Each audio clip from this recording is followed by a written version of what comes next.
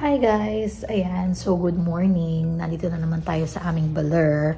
Magkwentuhan muna tayo. Sabi pa nga kami nag-start mag-impake dito sa aming bahay. Hinating gabi na nga kami kaka-ayos ng mga gamit. Actually guys, wala naman itong masyadong konti lang naman. Meron lang kaming konting mga damit na dala kasi alam naman namin na yung mga damit dito at damit sa Pinas, minsan hindi naman sila swak, 'di ba? Kasi akala natin pang summer na, tapos nun pag sa Pinas sobrang init, hindi pa rin. Parang makapal pa rin yung mga tela. Naisip namin na sa Pilipinas na lang bumili if kailangan pa. Nagdala lang kami ng konti, mga siguro wala pang 10 piraso, tigsa 10 piraso. Puro yung sa akin niya parang dress lang yata yung dala ko eh.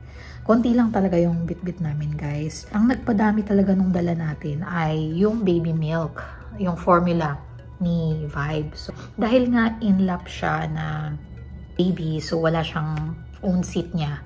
First time din tayong mag-travel with the baby. Ang dami nating questions, diba? So, number 1, meron ba siyang sarili ng check-in? Actually, nung nag-book ako guys, sabi sa akin, nung nakausap kong agent, meron siyang sarili ng check-in. Pero wala kasing black and white. Hindi ko alam kung pagkakatiwalaan ko ba yung sinabi niya. So, meron ba siyang check-in? Yun yung number 1. Number 2, meron ba siyang carry-on? Hand carry. Number 3, tinitimbang ba ang hand carry? Kasi it's been a while since we last traveled. In our experience, hindi naman tinitimbang ang hand carry. Talagang parang as long as it's within the limit, yung size limit, kahit sabihin mo 7.5, 8 kg yan, carry bells lang.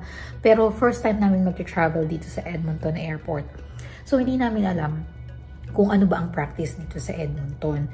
Tapos, yung backpack, usually naman pwede yun, diba? Check, hand carry plus backpack. Usually pwede yan. Yun, hindi naman sila, sa pagkakaalam ko, hindi sila masyadong strict in terms of the weight, more on the size.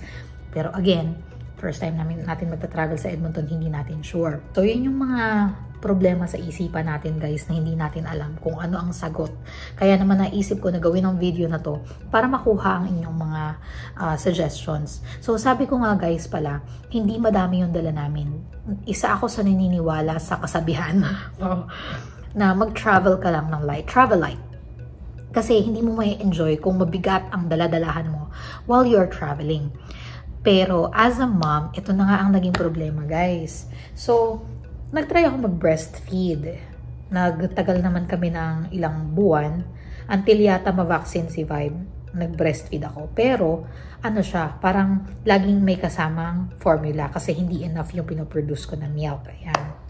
So ngayon, ang unang naging milk ni Vibe ay Similac liquid formula. Enfamil to, yung isa Similac na liquid formula.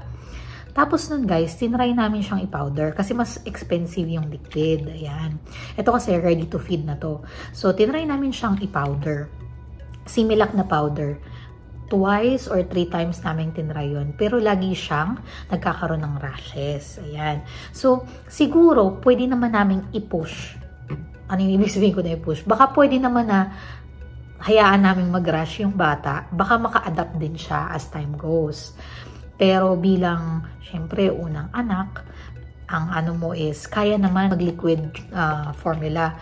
So, pinush na namin na mag-liquid. And sa isip kasi namin, 1 year to 1.5 years lang naman siyang magli-liquid formula. Sabi nga ni Kiko, kung kaya nga bumili ng beer every weekend, bakit hindi kakayanin bumili ng formula every weekend? Yun yung sinabi nila noon. Saglit mo lang naman i-formula yung baby mo, ba't hindi mo pumatiis? In other words, kinontinue na namin siyang mag-liquid formula dahil dito siya hiyang. Hindi naman kami na ayaw namin i-powder. Gusto namin i-powder pero nagra-rashes talaga siya. Inaawa kami kasi medyo malala. Medyo malala yung rashes niya pag nag-ano. Tapos naghanap pa kami ng gamot. So, alam mo yun. So, yun na nga. Tinravel namin siya dito sa Edmonton. And along the way, naubusan kami ng Similac. So, kami naman, sabi naman, within Canada naman. So, feeling namin okay lang na maubos. Kasi marami namang Walmart, Superstore along the way papuntang Edmonton. So, ending, nung sa Toronto kami nabutan, wala kaming mahanap na Similac. Enfamil ang nabili namin. At nagustuhan to ni Vibe.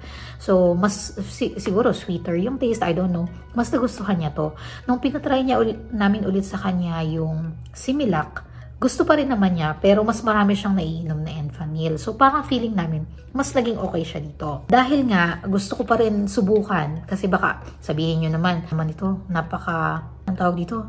Parang masyadong binibaby ang baby or masyadong ini-spoiled. Ayan, yun yung mga terms. Ako, masyadong spoiled yung baby nitong mga yan. So, hindi naman po sa ganon. Kahit na nagustuhan niya to, tinry ko pa din. Yan. Tinry ko pa din mag-powder. Pangatlo na to guys na nasasayang.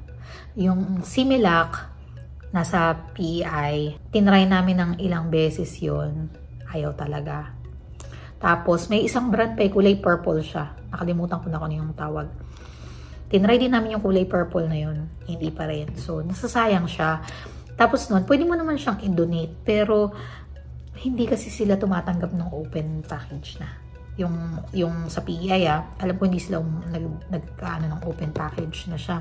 Nasasayang siya. Isang ganito guys, $50 halos or give or take. Depende sa store siguro. Actually, pag nagsasolids na ang baby, pwede na rin silang mag-fresh milk. Yun yung dito sa Canada.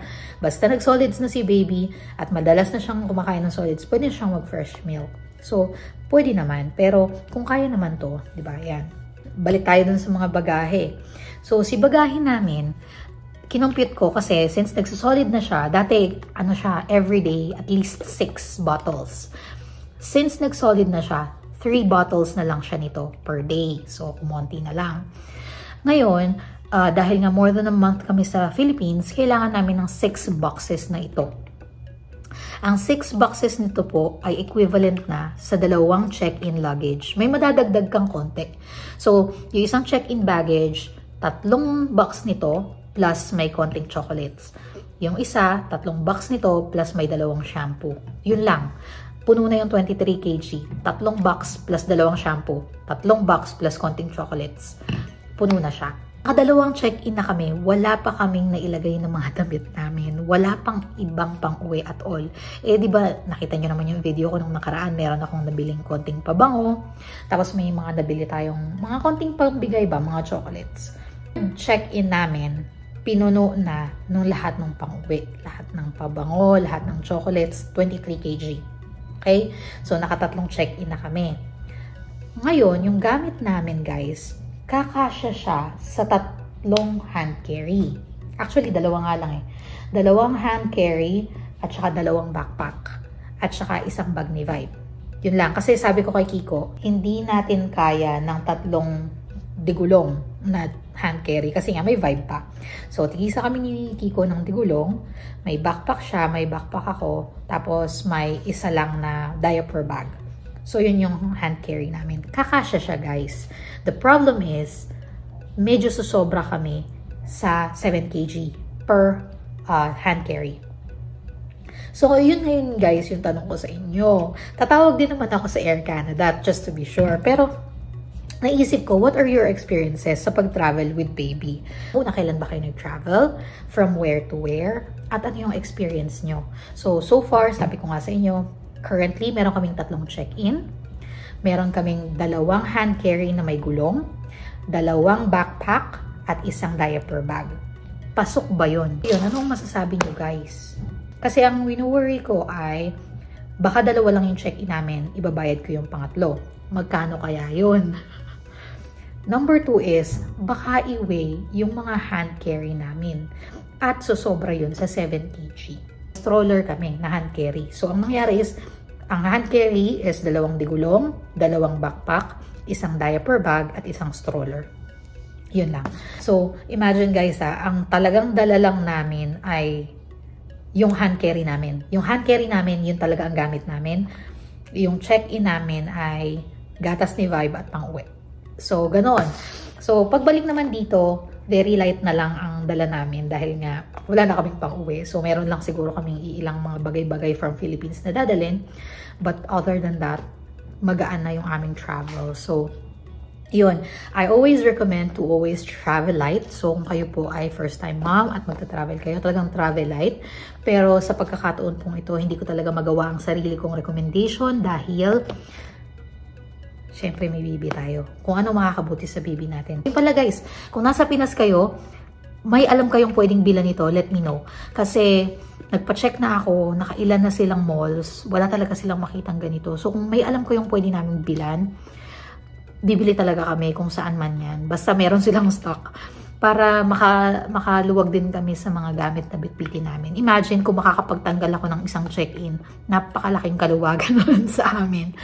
So yun lang guys, maraming salamat sa panonood nito. Update natin to bukas kapag may nakausap na ako from Air Canada. So, ang biyahe namin guys ay Air Canada at Cathay Pacific. Cathay, na-confirm ko na very straightforward sa kanilang website na may check-in ang mga bata. Si Air Canada, hindi ko mahanap-hanap sa kanilang website kung meron ba or wala. Pero sabi ng nakausap ko, meron naman daw. So, i-check natin yan with them and then update ko kayo guys. Salamat sa panonood!